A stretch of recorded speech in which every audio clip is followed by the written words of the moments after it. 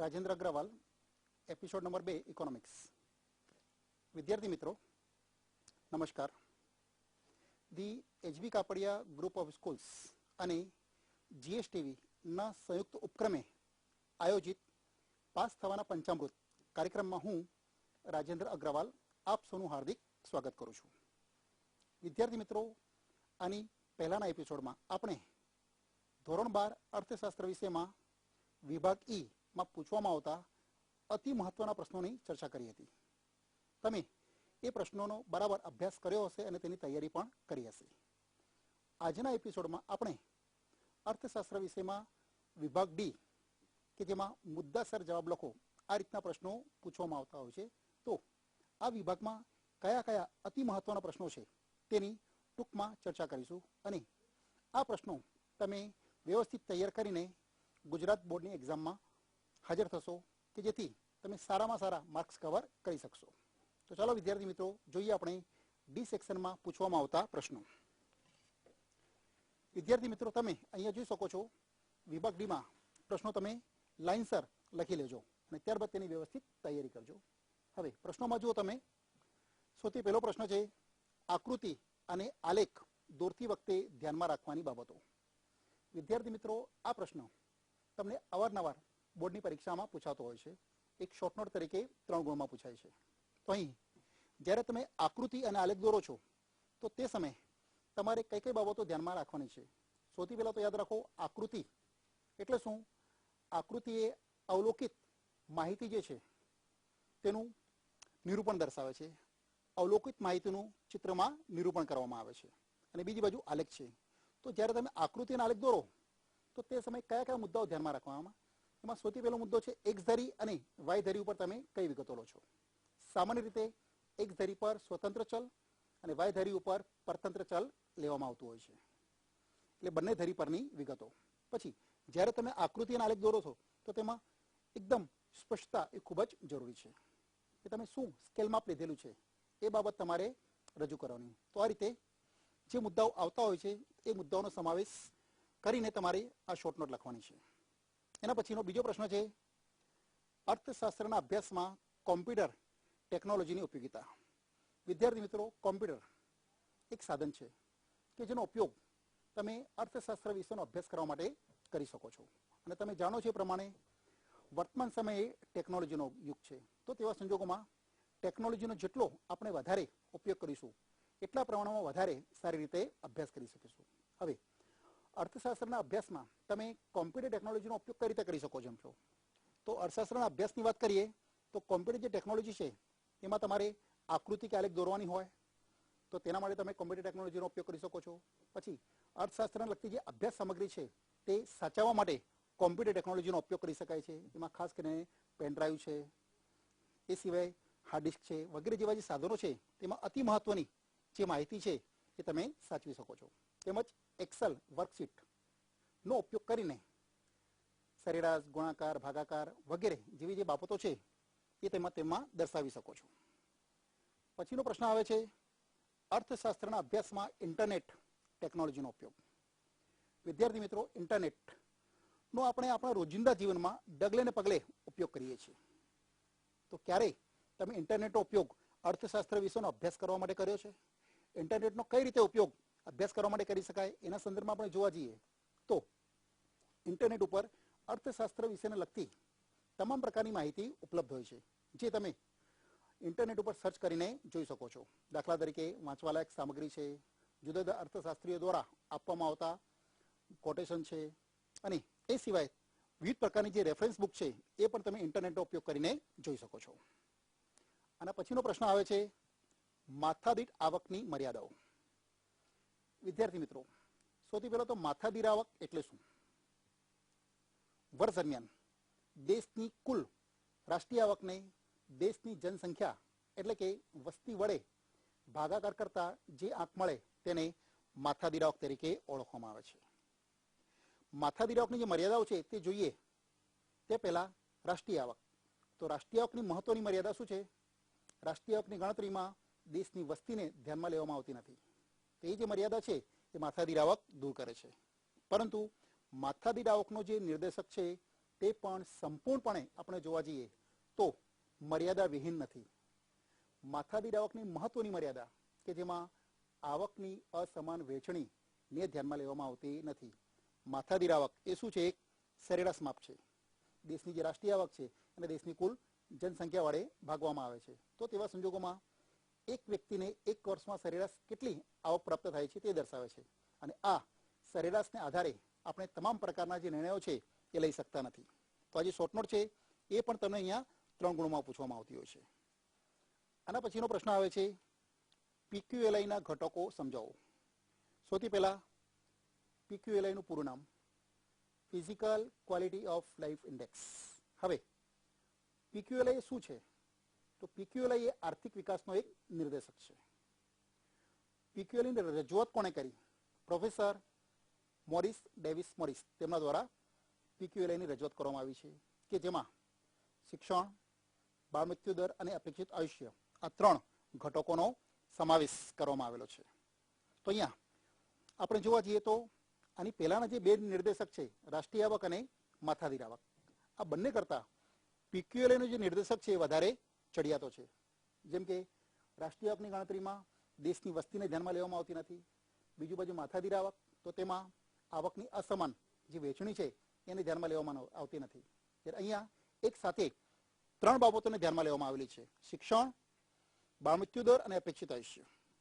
કોઈ પણ દેશમાં જેમ જેમ શિક્ષણનું પ્રમાણ વધતું જાય છે તેમ તેમ દેશનો આર્થિક વિકાસ વધતો જાય છે.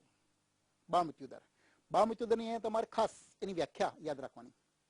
દર વર્ષે જીવતા જન્મેલા દર 1000 બાળકોમાંથી 1 વર્ષનું આયુષ્ય પૂર્ણ કરે તે પહેલા મૃત્યુ પામતા બાળકોની સંખ્યાને બાળ મૃત્યુ દર તરીકે ઓળખવામાં આવે છે. અને એ સિવાય આના પછીનો પ્રશ્ન આવે છે નાણાંનો ઉદ્ભવ અને વિકાસ. નાણાંનો ઉદ્ભવ કઈ રીતે થાય છે? એમાં તમે આપણે જોઈએ તો સૌથી પહેલા દરેક જે વસ્તુ છે એ વસ્તુનો વિનિમય તરીકે ઉપયોગ કરવામાં આવતો હતો. એક વસ્તુ આપીને તેના બદલામાં બીજી વસ્તુ, જેને આપણે કહીશું વસ્તુ નાણું, પછી ધાતુ નાણું, કાગળની નાણું. આ રીતે નાણું કઈ રીતે અસ્તિત્વમાં આવે છે એને લગતી અહીંયા શોર્ટ નોટ પૂછવાય છે. અને એના પછીનો પ્રશ્ન છે વેપારી બેંકોની શાખ સર્જનની કામગીરી સમજાવો. વિદ્યાર્થી મિત્રો, આપણે વેપારી બેંકોમાં જે ખાતાઓ ખોલાવીએ છીએ અને જે પ્રાથમિક થાપણો કે જેને મૂળભૂત થાપણો તરીકે ઓળખીએ છીએ, આ જે મૂળભૂત થાપણો મૂકવામાં આવે છે એ થાપણોને આધારે વેપારી બેંકો ધિરાણમાં અનેક ગણો વધારો કરે છે અને તેના દ્વારા અર્થતંત્રમાં નાણાંના પુરવઠામાં ખૂબ જ વધારો કરે છે. તો તેને લગતી શોર્ટ નોટ અહીંયા પૂછવામાં આવતી હોય છે. તો વિદ્યાર્થી મિત્રો, હવે આપણે લઈએ એક નાનકડો બ્રેક. જોતા રહો પાસ થવાનું પંચામૃત. મિત્રો, વિરામ બાદ આપ સૌનું હાર્દિક સ્વાગત છે. વિદ્યાર્થી મિત્રો, વિરામ પહેલા આપણે ડી સેક્શનમાં પૂછવામાં આવતા અગત્યના પ્રશ્નોની ચર્ચા કરી રહ્યા હતા. એ જ ક્રમમાં આપણે આગળ વધીએ. તો વિભાગ ડીમાં તમને જે પ્રશ્નો પૂછવામાં આવે છે નાણાકીય નીતિના ગુણાત્મક સાધનો સમજાવો. હવે તમે જાણો છો એ પ્રમાણે નાણાકીય નીતિ કે જે આપણા દેશની મધ્યસ્થ બેંક દ્વારા અમલમાં મૂકવામાં આવે છે અને આ નાણાકીય નીતિના સાધનોને 2 વિભાગમાં વહેંચવામાં આવે છે: પરિમાણાત્મક સાધનો અને ગુણાત્મક સાધનો. જે પરિમાણાત્મક સાધનો છે તેની સમગ્ર અર્થતંત્ર ઉપર એક સરખી અસર થાય છે, જ્યારે ગુણાત્મક સાધનો છે એ અર્થતંત્રના અલગ અલગ ક્ષેત્રો માટે અલગ અલગ રીતે તેનો ઉપયોગ કરવામાં આવતો હોય છે. તો નાણાકીય નીતિના ગુણાત્મક સાધનો એટલે શું? ગુણાત્મક સાધનો એટલે જરૂરી ક્ષેત્રો માટે જ તર્કપૂર્વક વપરાતા સાધનો એટલે ગુણાત્મક સાધનો. અને આ ગુણાત્મક સાધનોમાં કયા કયા સાધનોનો સમાવેશ થાય છે એની આપણે વાત કરીએ તો સૌથી પહેલા સલામતીની જરૂરિયાત. જેમ કે કોઈ પણ વેપારી બેંક જ્યારે તેના ગ્રાહકોને ધિરાણ આપે છે તો એ ધિરાણ પાછું મેળવી શકાય, અથવા તો જો ગ્રાહક ધિરાણ પરત ન કરે તો તેવા સંજોગોમાં તેમની મિલકત જપ્ત કરી શકાય. તે બાબતને ધ્યાનમાં રાખીને અમુક બાબત ગીરવે રાખવામાં આવે છે, જેમ કે જમીન, મકાન વગેરેના મિલકતના દસ્તાવેજ છે, સોના ચાંદીના ઘરેણાં છે, જેને કહેવાય છે સલામતીની જરૂરિયાત. બીજું છે એમાં માર્જિન. જ્યારે વેપારી બેંકો દ્વારા ધિરાણ આપવામાં આવતું હોય છે તો એ ધિરાણ પેટે જે મિલકત રાખવામાં આવેલી હોય એ મિલકતના અમુક ટકા ધિરાણ અપાય છે, એને આપણે કહીશું માર્જિન. એ સિવાય ભેદભાવયુક્ત વ્યાજના દર. જ્યારે વેપારી બેંકો સમાજના અલગ અલગ વર્ગોને ધિરાણ આપે છે તો જુદા જુદા ક્ષેત્રોની જરૂરિયાતોને ધ્યાનમાં રાખીને જુદા જુદા વ્યાજના દર રાખવામાં આવતા હોય છે. જેમ કે ગરીબ ખેડૂતો છે તો તેમને નીચા વ્યાજના દરે ધિરાણ આપવામાં આવતું હોય છે, તો બીજી બાજુ કોઈ ધનિક વ્યક્તિને બંગલો કાર ખરીદવાનું હોય તો તેના માટે વ્યાજનો દર ઊંચો રાખવામાં આવે છે, જેને કહીશું ભેદભાવયુક્ત વ્યાજના દર. આ બધા મુદ્દાઓ તમારે ગુણાત્મક સાધનોમાં સમાવવાના છે. વિદ્યાર્થી મિત્રો, આના પછીનો પ્રશ્ન છે નાણાંનો અર્થ અને તેના કાર્યો. નાણું એટલે શું? તેની વ્યાખ્યા જુદા જુદા અર્થશાસ્ત્રીઓ દ્વારા આપવામાં આવેલી છે. જેમાંની એક વ્યાખ્યા આપણે જોઈએ કે જે પ્રોફેસર રોબર્ટસન દ્વારા આપવામાં આવેલી છે. ચીજ વસ્તુઓ અને સેવાઓના બદલામાં જે સર્વસ્વીકૃત છે તે નાણું છે.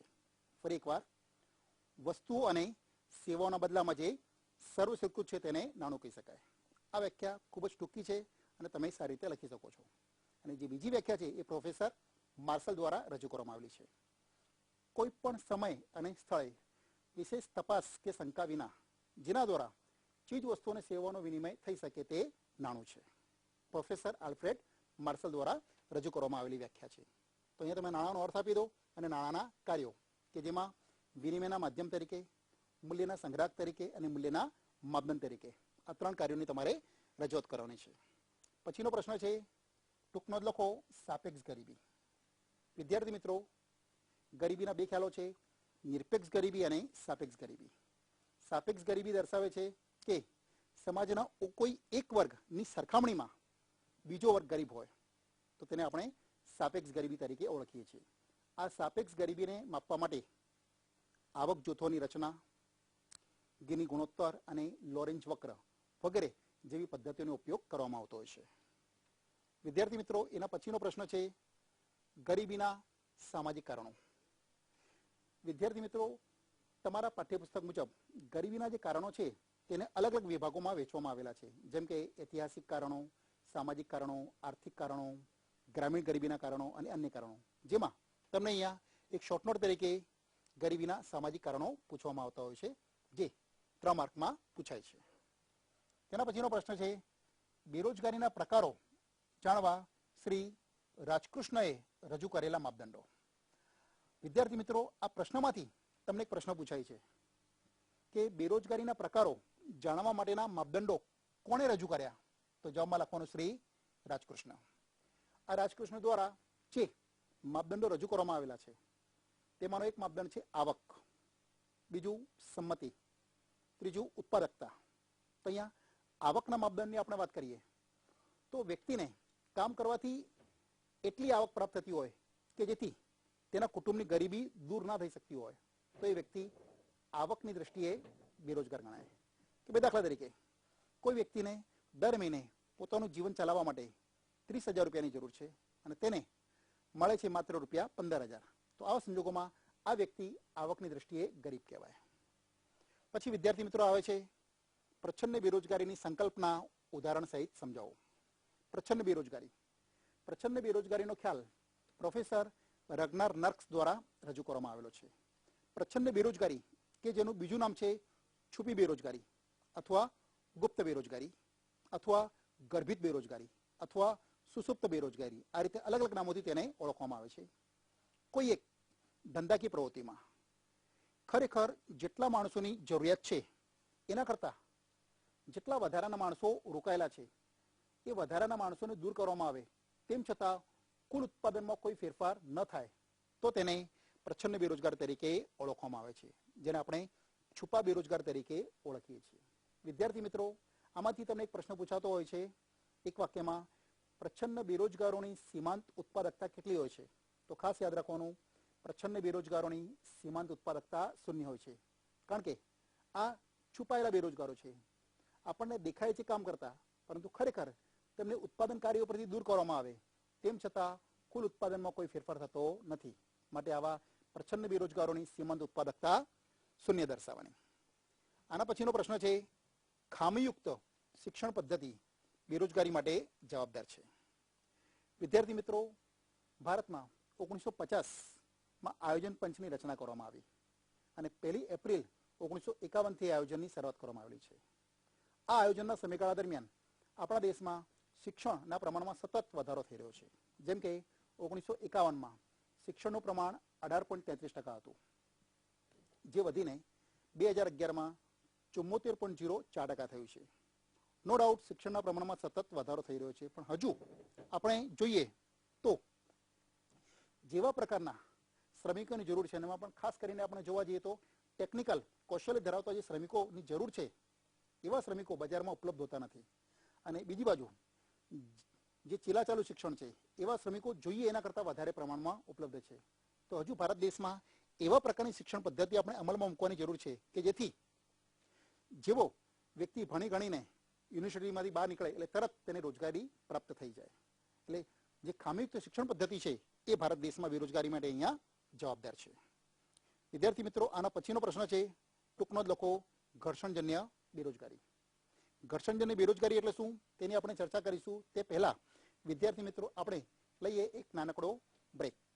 જોતા રહો પાસ થવાનું. મિત્રો, વિરામ પછી આપ સૌનું સ્વાગત છે.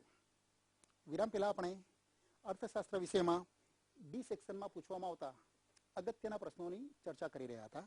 એ જ ક્રમને આગળ વધારતા ટૂંકનો જ લખો, ઘર્ષણજન્ય બેરોજગારી. ઘર્ષણજન્ય બેરોજગારી એટલે શું?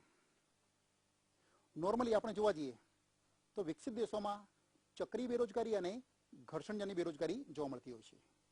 ઘર્ષણજન્ય બેરોજગારી ઉદ્ભવનું કારણ એક તરફ જૂની ટેકનોલોજી અને બીજી તરફ નવી ટેકનોલોજી.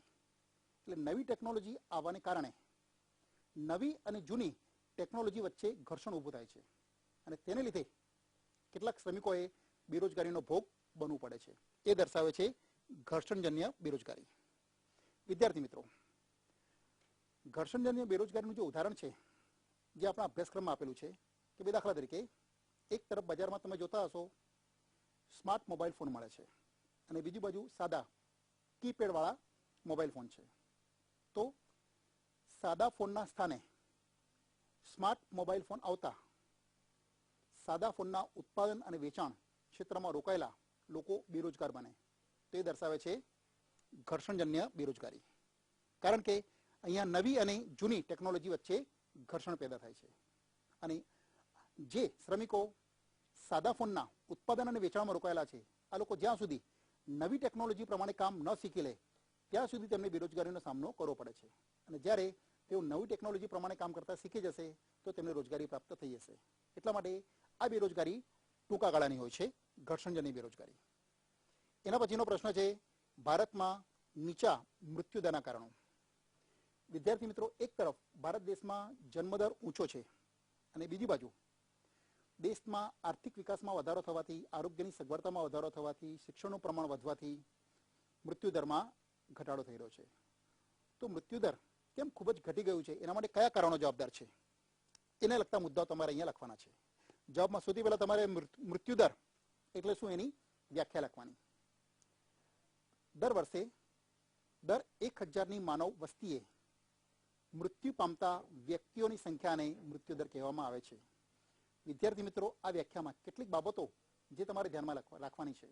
સૌથી પહેલા વર્ષ દરમિયાન એટલે કે એક વર્ષના સમયગાળા દરમિયાન કઈ વસ્તીએ દર 1000ની માનવ વસ્તીએ મૃત્યુ પામતા લોકો અથવા માણસોની સંખ્યાને મૃત્યુદર તરીકે ઓળખવામાં આવે છે. આ મૃત્યુદર ઘટવાના આપણે કારણોની વાત કરીએ તો દેશમાં આયોજનકાળ દરમિયાન લોકોના જીવન ધોરણમાં સુધારો થયો છે, દુષ્કાળો ઉપર દેશમાં અંકુશ આવ્યો છે, આર્થિક વિકાસના દરમાં વધારો થયો છે, સાથે સાથે શિક્ષણનું પ્રમાણ વધ્યું છે અને વાહન વ્યવહાર અને સંદેશા વ્યવહારની સગવડતામાં વધારો થયો છે. આ બધા કારણોસર મૃત્યુદરમાં ઘટાડો થયો છે. હવે વિદ્યાર્થી મિત્રો, આ સિવાય બીજા કેટલાક મહત્વના જે પ્રશ્નો છે કે જે તમને ડી વિભાગમાં પૂછવામાં આવતા હોય છે એની આપણે ઝડપથી ચર્ચા કરી લઈએ. પછીનો પ્રશ્ન છે, ટૂંકનો જ લખો, પાકની ફેરબદલી. પાકની ફેરબદલી એટલે જ્યારે કોઈ એક જ જમીન ઉપર વારંવાર પાક લેવામાં આવે તો તેવા સંજોગોમાં જમીનમાં રહેલા પોષક તત્વો છે એ નાશ પામતા હોય છે. તો જે પાક લીધેલું હોય તેની જગ્યાએ બીજા પ્રકારનો પાક લેવામાં આવે છે. કે ભાઈ દાખલા તરીકે ખેતી ક્ષેત્રે બે પ્રકારના પાકોનું ઉત્પાદન કરવામાં આવે છે, અનાજના પાક અને રોકડિયા પાક. અનાજના પાકને બે ભાગમાં વેચવામાં આવે છે, ધાન્ય પાકો અને એ સિવાય કઠોળ.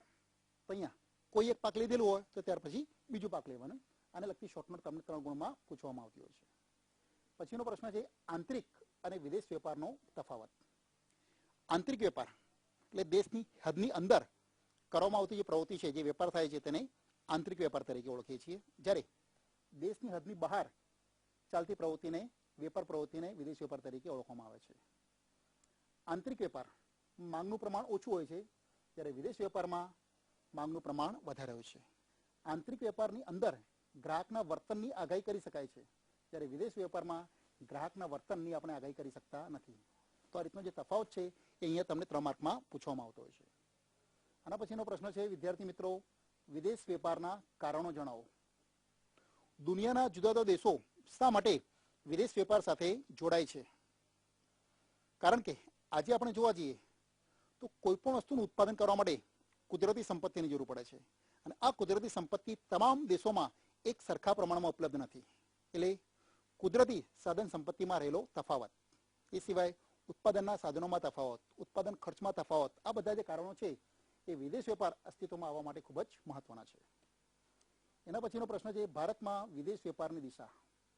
વિદ્યાર્થી મિત્રો, આપણે જોઈએ પ્રમાણે વિદેશ વેપાર એટલે ભારત દેશ દુનિયાના અન્ય દેશો સાથે જ્યારે ચીજ વસ્તુની આયાત નિકાસ સાથે જોડાય છે તો તેને આપણે વિદેશ વેપાર તરીકે ઓળખીએ છીએ. હવે વિદેશ વેપારની જે દિશા છે, નોર્મલી જે વિદેશ વેપાર છે એમાં વિદેશ વેપારનું કદ, સ્વરૂપ અને દિશા. તો અહીંયા મુદ્દો છે વિદેશ વેપારની દિશા. ભારત દેશ દુનિયાના કયા કયા દેશોમાંથી આયાત કરે છે અને દુનિયાના કયા કયા દેશોમાં સામે નિકાસ કરે છે, એ વિદેશ વેપારની દિશા તરીકે ઓળખવામાં આવે છે. દાખલા તરીકે અમેરિકા, ઇંગ્લેન્ડ, રશિયા, ઓપેકના દેશો, આમ જુદા જુદા પ્રકારના જે દેશો છે એમની સાથે વિદેશ વેપારની દિશા દર્શાવવામાં આવે છે. પછી આવે છે હુંડિયામણના દર પર નોંધ લખો. હુંડિયામણનો દર એટલે શું? જ્યારે કોઈ એક દેશના ચલણને બીજા દેશના ચલણમાં રૂપાંતરિત કરી શકાય તો તેને હુંડિયામણના દર તરીકે ઓળખવામાં આવે છે. અથવા બીજી રીતે આપણે જોવા જઈએ તો કોઈ એક દેશના ચલણની બીજા દેશના ચલણમાં વ્યક્ત થતી કિંમત એટલે હુંડિયામણનો દર. આ હુંડિયામણના દરમાં ફેરફાર થાય તો તેવા સંજોગોમાં દેશમાંથી આયાત અને નિકાસ કરવામાં આવતી જે ચીજ વસ્તુઓ છે તેના ઉપર અસર થતી હોય છે. કે દાખલા તરીકે જો હુંડિયામણના દરમાં વધારો થાય, દાખલા તરીકે સમજવા માટે $1 બરાબર 70 રૂપિયાનો ભાવ છે, અને જો આ વિનિમય દર વધીને $1 બરાબર 75 રૂપિયા થાય તો તેવા સંજોગોમાં આપણા દેશની આયાતો મોંઘી થશે, અને આયાતો મોંઘી થતાં આયાતોમાં ઘટાડો થશે. કારણ કે પહેલાં આપણે $1ની વસ્તુ ખરીદવા માટે 70 રૂપિયા ચૂકવવા પડતા હતા, તેના બદલે હવે એ જ $1ની વસ્તુ ખરીદવા માટે 75 રૂપિયા આપવા પડે છે. તો આવા સંજોગોમાં આયાતો મોંઘી થતાં તેમાં ઘટાડો થાય છે. હવે વિદ્યાર્થી મિત્રો, પ્રશ્ન આવે છે મૂડીરોકાણના કદને આધારે ઉદ્યોગોના પ્રકારો. ઉદ્યોગોના જે પ્રકારો છે તે આપણે મૂડીરોકાણના આધારે, માલિકીના આધારે અને વસ્તુના ઉપયોગના આધારે પાડીએ છીએ. તો અહીંયા મૂડીરોકાણના આધારે ઉદ્યોગોના જે પ્રકારો છે તેમાં ગૃહ ઉદ્યોગો, નાના પાયાના ઉદ્યોગો, ટચુકડા ઉદ્યોગો, મધ્યમ પાયાના ઉદ્યોગો અને મોટા પાયાના ઉદ્યોગો, આ રીતે તેનું વર્ગીકરણ અહીંયા તમારે દર્શાવવાનું છે. પછીનો પ્રશ્ન છે, ટૂંક નોંધ લખો. વિશિષ્ટ આર્થિક વિસ્તાર. વિશિષ્ટ આર્થિક વિસ્તારને સ્પેશિયલ ઇકોનોમિક ઝોન તરીકે ઓળખવામાં આવે છે, કે જેની શરૂઆત 1 એપ્રિલ 2000થી કરવામાં આવી છે. જેને લગતી શોર્ટ નોટ અહીંયા તમને 3 માર્કમાં પૂછાય છે. પછીનો પ્રશ્ન છે, શિક્ષણનું મહત્વ જણાવો. કોઈ પણ દેશનો ઝડપી આર્થિક વિકાસ કરવો હોય તો શિક્ષણનું જેટલું પ્રમાણ વધારે હશે એટલા પ્રમાણમાં દેશનો વિકાસ ઝડપી બનશે. એને લગતી શોર્ટ નોટ છે. એના પછીનો પ્રશ્ન, સ્થળાંતરના કારણો જણાવો. વ્યક્તિ એક જગ્યાએથી બીજી જગ્યાએ સ્થળાંતર શા માટે કરે છે? તેના માટે કયા કારણો જવાબદાર છે? તેને લગતા મુદ્દાઓ અહીંયા તમારે રજૂ કરવાના છે. પછી આરોગ્યનો અર્થ અને તેનું મહત્વ. આરોગ્યની વ્યાખ્યા કે જે WHO દ્વારા આપવામાં આવેલી છે, ફક્ત રોગની ગેરહાજરી કે શારીરિક શક્તિને જ સારું આરોગ્ય કહી શકાય નહીં, પરંતુ માનવીના સંપૂર્ણ ભૌતિક, માનસિક અને સામાજિક કલ્યાણને આરોગ્ય કહી શકાય. એ વ્યાખ્યા તમારે લખવાની અને આરોગ્યનું શું મહત્વ છે તે સમજાવવાનું. ત્યારબાદ તમને પેટ્રોલિયમ ઉપર એક શોર્ટ નોટ પૂછવામાં આવતી હોય છે. અને છેલ્લો પ્રશ્ન છે, ટૂંક નોંધ લખો. ભારતમાં રેલવે. વિદ્યાર્થી મિત્રો, તમે જાણો છો એ પ્રમાણે ભારતમાં રેલવેની શરૂઆત ઈસવીસન 1853માં થઈ, અને ત્યારબાદ ભારતમાં સતત રેલવેનો વિકાસ થઈ રહ્યો છે. તો વિદ્યાર્થી મિત્રો, આજના લેક્ચરમાં આપણે વિભાગ ડીમાં પૂછવામાં આવતા ખૂબ જ અગત્યના પ્રશ્નોની ટૂંકમાં ચર્ચા કરી. આ બધા પ્રશ્નો વ્યવસ્થિત તૈયાર કરીને તમે બોર્ડની એક્ઝામમાં તૈયારી કરીને જજો કે જેથી તમે ખૂબ જ સારામાં સારા ગુણ પ્રાપ્ત કરી શકશો. હવે પછીના એપિસોડમાં આપણે વિભાગ સી માં પૂછવામાં આવતા અગત્યના પ્રશ્નોની ચર્ચા કરીશું. જોતા રહો પાસ થવાનું પંચામૃત.